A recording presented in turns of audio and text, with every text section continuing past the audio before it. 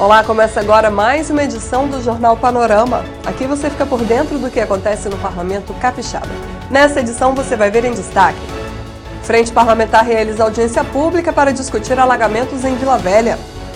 Projeto de lei sugere medidas para proteger gestantes de doenças transmitidas pelo mosquito Aedes aegypti. Seminário chama atenção sobre o alto número de mortes registradas no estado.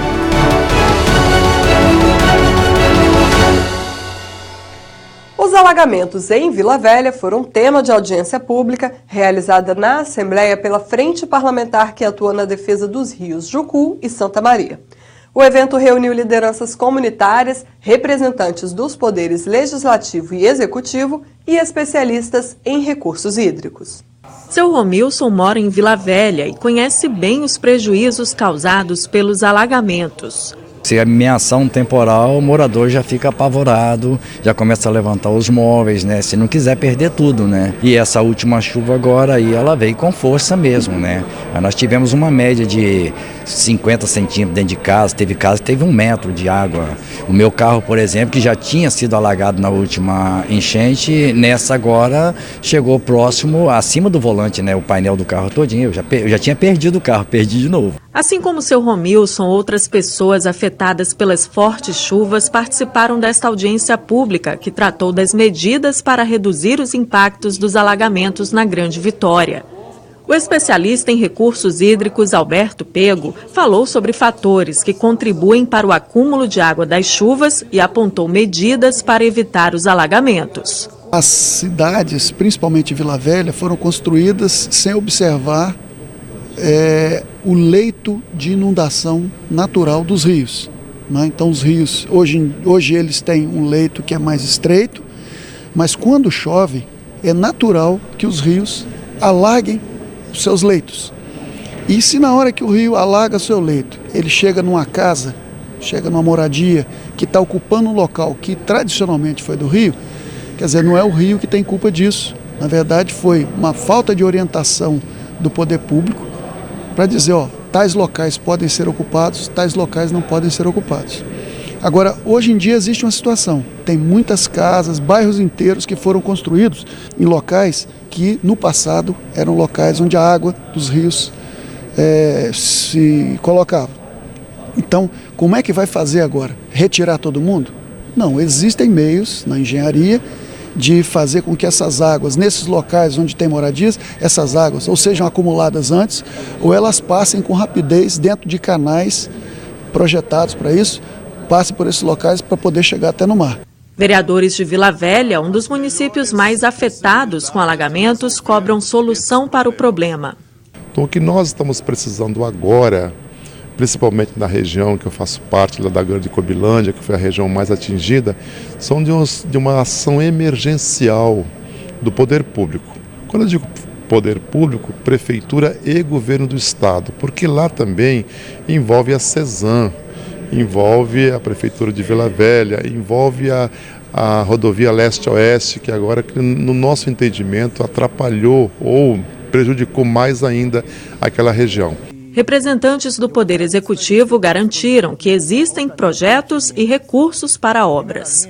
O recurso disponibilizado é de 456 milhões. Eu estive em Brasília conversando com o ministro e com a bancada federal do Espírito Santo, e esse projeto da macrodrenagem de Vila Velha já está com aditivo de prazo assinado e pronto. Graças à bancada federal do Espírito Santo, nós vamos colocar bomba, estações de bombeamento de águas pluviais, serão 10 bombas em volta de Vila Velha inteira. Nós vamos bombear uma ordem de 130 metros cúbicos por segundo. Então, eu não vou ser profeta para falar que nós vamos acabar com o problema da enchente de Vila Velha. Mas eu tenho certeza que 80%, 90% vai ficar solucionado. A audiência pública foi realizada pela Frente Parlamentar que atua na defesa dos rios Jucu e Santa Maria. Nós vimos que é preciso que haja uma liderança maior para capitanear essas sugestões que foram dadas. E a sugestão que eu dei, que foi aprovada por todos, foi que o presidente da OAB pudesse liderar esse movimento. Porque quando um deputado quer fazer igual eu comecei a fazer, muita gente acha, ou algum deputado não vem achando que a gente está fazendo política, e a política nossa é de salvar essa população. Perdeu comida, perdeu o fogão, perdeu a geladeira, perdeu a cama para dormir. Então nós queremos só isso. Então, como algumas pessoas entendem que a gente está querendo fazer algum movimento político, eu vou transferir esse pleito para o presidente da OAB, para ele liderar essas reuniões, chamar o Ministério Público também, que infelizmente não veio, né, para poder fazer com que a gente diminua o sofrimento da população da Grande Vitória, especialmente. Com o período de chuvas, sobe o alerta em relação à dengue. É nesse momento que os recipientes acumulam água e os ovos do mosquito transmissor da doença que estavam hibernados podem eclodir, gerando as larvas do Aedes aegypti. O deputado Dr. Emílio Mameri falou sobre a necessidade de reforçar os cuidados para evitar a proliferação do mosquito. A dengue ela é sazonal, ou seja, ela aparece períodos em períodos. Porque se aumenta a população de pessoas que não têm a imunidade natural, porque não tem vacina, essas pessoas que vão nascendo sem essa imunidade passam a ser susceptíveis. Então, quando aumenta o número de susceptíveis e as condições são adequadas, o mosquito Aedes aegypti se multiplica e, com isso, ele transmite não só a dengue, como Zika vírus e o chikungunya também, que são doenças muito graves. Então, eu acho que nós temos que, nesse momento, temos condições propícias, nós temos depósitos de água, ovos do mosquito que estavam adormecidos e acabam eclodindo, e a população do Aedes vai aumentar. Nós já estamos num período de epidemia clássica, na Serra, em outros bairros, Vitória, Cariacica, interior tem dengue em tudo quanto é lugar. Só que agora nós temos condições ainda mais propícias para que esse número aumente cada vez mais. Então nós temos que realmente trabalhar muito e, como eu falei ali, o Estado não dá conta disso. As famílias precisam ser participantes desse processo. Entender que se todos nós nos estivermos unidos nessa batalha, nessa guerra, nós não conseguiríamos os resultados que nós queremos. Então é um trabalho de educação, é um trabalho de fumacê, é um trabalho de repelentes, é um trabalho de conscientização da população a respeito dos focos de água. A população que a enchente vai abaixando, nós vamos ter inúmeros focos de água. E não precisa de muita água para acontecer isso, não. Pequenos focos é o suficiente para a eclosão das larvas do Aedes aegypti e, dessa maneira, a probabilidade de ter essas doenças aumenta significativamente. E falando no mosquito, o deputado Alexandre Chambinho quer proteger as gestantes da dengue, da chikungunya e do Zika vírus, doenças transmitidas pelo Aedes aegypti. Ele apresentou o projeto de lei pedindo a adoção de medidas preventivas, inclusive a distribuição de repelente específico. Analisando os dados dos últimos tempos do nosso estado, nós estamos vendo que tem aumentado os índices de dengue, zika e chikungunya. E nós apresentamos esse projeto como uma medida de prevenção que as nossas gestantes, no pré-natal, elas vão ter disponibilidade, um acompanhamento médico e a disponibilidade do repelente. Um repelente que é especial para a gestante, para evitar a proliferação da zika, do chikungunya, para evitar lá no final a microcefalia nas nossas crianças que adquirem aí no pré-natal. Então é um projeto, é uma medida que ela vem oferecer para as gestantes do nosso estado uma prevenção de uma doença que pode acontecer, e o custo do tratamento hoje para você tratar uma criança de microcefalia é muito alto, perto de um custo pequeno que você pode fazer um tratamento aí, uma prevenção com repelente que o estado pode oferecer para as nossas gestantes aí durante o seu pré-natal.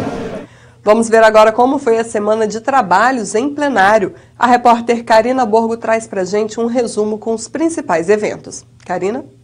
Nesta semana, os deputados aprovaram em regime de urgência e por unanimidade o projeto de lei que altera a legislação sobre a política estadual de recursos hídricos. A votação foi acompanhada por autoridades municipais e representantes de entidades ligadas à agricultura. A cobrança pelo uso da água na produção agrícola foi instituída como medida de compensação. A matéria isenta do pagamento os produtores rurais que se utilizam basicamente de mão de obra familiar. A iniciativa é do deputado Adilson Espíndola. Com toda certeza, os nossos agricultores, os nossos produtores rurais sempre tinham essa preocupação que a qualquer momento eles poderiam estar surpreendidos com a cobrança de água. Com essa votação de hoje, com certeza é uma motivação para os nossos agricultores, para que eles possam produzir cada vez mais alimentos aqui no estado do Espírito Santo, gerando renda e emprego para a população e colocando comida na mesa do capixaba. O plenário também rejeitou o veto do governador Casagrande ao projeto de lei do deputado Dr. Hércules, que proíbe as instituições financeiras do Estado de oferecer e firmar contrato de empréstimo de qualquer natureza a aposentados e pensionistas por meio de ligação telefônica. A matéria retorna agora para a sanção do governador. Caso isso não aconteça, a lei será promulgada pela Assembleia. O deputado Dr. Hércules conversou com a nossa equipe sobre a importância do projeto. O governo tem direito de vetar, assim como eu tenho o dever e a obrigação de apresentar as minhas ideias e as ideias da necessidade da população. O que aconteceu? Eu apresentei um projeto de lei proibindo que as financeiras ofereçam empréstimo para o aposentado. Parece que existe uma comunicação, uma forma de alguém lá de dentro do INSS, quando aposentou, imediatamente o aposentado começa a receber ofertas de financiamentos, de empréstimos. Isso é um absurdo mesmo, porque eles têm uma lábia tão grande que enrola o aposentado de uma forma que ele às vezes acha que está fazendo uma grande vantagem, ele compromete o seu vencimento, o seu salário até para alimentação. Então, o nosso projeto é no sentido de proibir essa prática tão rasteira e que dá prejuízo tanto ao aposentado. Bom, aí o que aconteceu? O governo vetou, o governo tem o direito de vetar, arguindo que eu não tinha, a Assembleia não tem competência para apresentar esse projeto de lei, que seria ou o Senado ou a Câmara de Deputados. Como a Câmara de Deputados e o Senado até hoje não apresentaram ou até hoje não aprovaram, eu tenho que fazer a minha parte. O que eu fiz? Eu apresentei o projeto de lei, o governo vetou, nós conseguimos derrubar o veto do governo por 15-11. Agora o que vai acontecer? Vai ser promulgada a lei e provavelmente o governo deverá entrar com ação direta de inconstitucionalidade. Isso vai para Brasília, vai ser julgado. E se a gente ganhasse, quem vai ganhar não é Hércules, não é esse deputado, é o povo, especialmente o aposentado, que é muito esquecido. Seminário chama atenção sobre o alto número de mortes divulgadas pelo Atlas da Violência 2019. A publicação baseia-se em dados do Ministério da Saúde. Lideranças de movimentos negros participaram de seminário na Assembleia Legislativa. O objetivo foi discutir dados estatísticos da edição 2019 do Atlas da Violência. O Atlas 2019 traz números relativos ao ano de 2017. O documento aponta que no período foram registradas mais de 65 mil mortes violentas no país, um aumento de 4,2% em relação ao ano anterior de 2016, com cerca de 62 mil mortes violentas.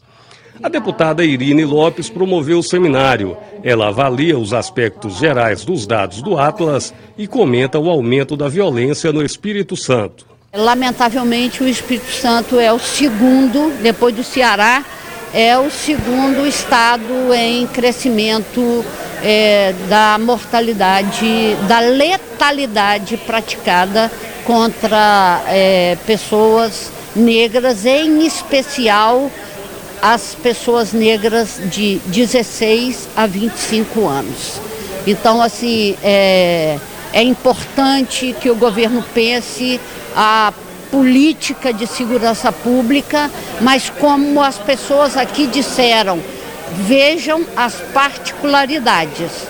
Então, assim, tem que ter uma política própria em relação ao povo negro, tem que ter uma política própria para mulheres, né, que cresceu 38% este ano o feminicídio. Então, assim, não basta pensar a política universal, tem que pensar dentro da política universal, você tem que ter foco nas diversos setores da população onde a incidência da violência é maior. As lideranças da juventude negra capixaba criticaram o pacote anticrime encaminhado ao Congresso pelo ministro da Justiça, Sérgio Moro. Essa aposta pelo recrudescimento, né, esse excludente de licitude, essas medidas que prevê, né, o encarceramento, o maior encarceramento das pessoas, a gente sabe que também elas não geram um efeito de trazer a segurança para a população, né? Sempre também que se optou por aumentar pena, por ampliar aí possibilidades, né, de as pessoas se manterem presas, a gente sabe o que isso significou. O nosso sistema prisional está abarrotado de pessoas.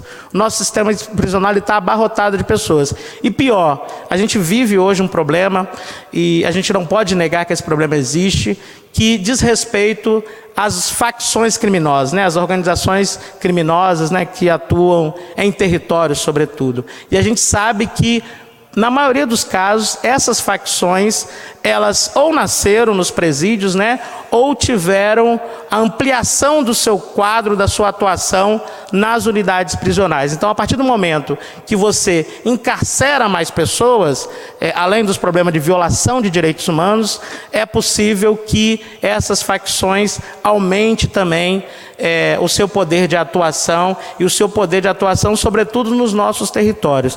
O Atlas da Violência é uma publicação do Instituto de Pesquisa Econômica Aplicada, IPEA, em parceria com o Fórum Brasileiro de Segurança Pública, com dados do Ministério da Saúde.